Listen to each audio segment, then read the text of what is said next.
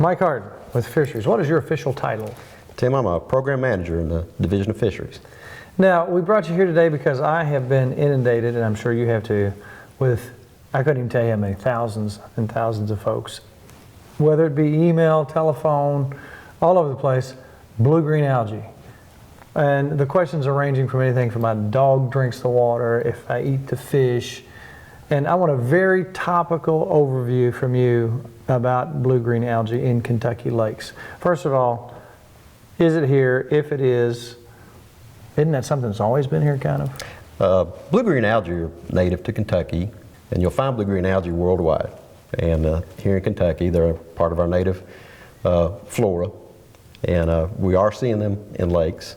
And really what happened this summer is that some visitors to Taylorsville, they noticed some discoloration in the lake. So they brought it to the attention of the Corps of Engineers, and the Corps of Engineers did some sampling, and their sampling indicated that yes, the blue-green algae were present, but they were present at these denser concentrations. And when the blue-green algae, unlike our native green algae, and let me explain a little bit about the difference in that. The algae, the blue-green algae, you're not going to see. We also call those cyanobacteria. So you're not going to see some floating mass of something out there that's going to say, ooh, blue-green algae. And that's what happened this summer. It wasn't that we saw a big scum or a floating mass of algae. And they were microscopic, but there was some discoloration in the water. And upon examination through a microscope and those types of samples, the Corps did find that the blue-green algae were present, and they were present at these higher concentrations. And the difference between our native green algae that will look like maybe you heard people call it, people may have referred to these as underwater moss or something like that. And we're not talking about that. And unlike our native green algae, the blue-green algae or cyanobacteria, they have the ability to produce some toxins. And it doesn't mean that just automatically because you have blue-green algae present, it doesn't mean they're producing those toxins. Right. And so when those blue-green algae or cyanobacteria start to reach those denser concentrations, there is some increased level of concern that they may be producing the toxins. And right now I want to be clear that these samples that are being taken are cell counts, and they measure the density per milliliter of water. It's not a measurement of the actual toxins in the water. They may or may not be producing it. Does that make sense? Yes. Worst case scenario, if they were producing some of those toxins, would you basically just want to make sure your fish is fried if you pull it out of that water? Do you not want to swim in the water? Do you not want your pets in the water? Well, to be clear about it, the advisories that have occurred from July until now, that doesn't mean the lakes are closed. This is putting the information out there to the public so that they can read it and they can become informed and make informed decisions when visiting the lakes. No, it does not mean that the fish are unsafe to eat.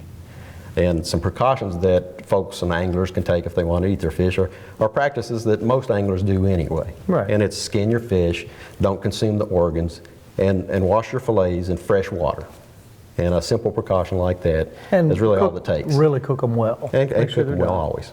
We're not making ceviche now, right? That's right.